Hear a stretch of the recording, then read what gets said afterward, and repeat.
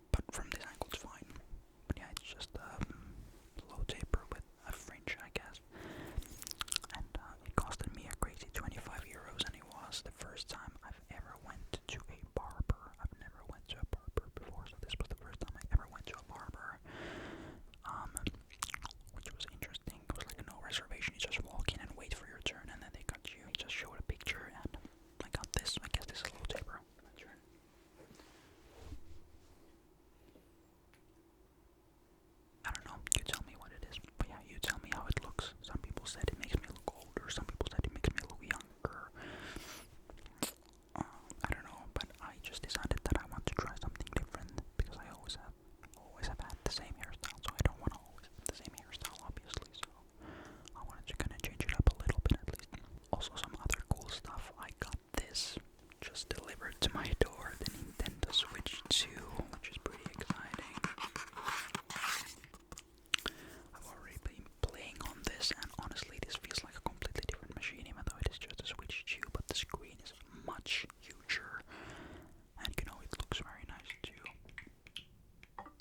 Oh, nice. So I've been playing some of the new Mario Kart and also some other stuff here. I've got quite a lot of games actually for the Switch 2. I've got Luigi's Mansion, Mario Kart 8, Mario Kart World, Splatoon, Pokemon, and Super Odyssey, and Super Smash Bros. Obviously, and some other random games, Mario Maker, Animal Crossing. Quite a lot of games for it.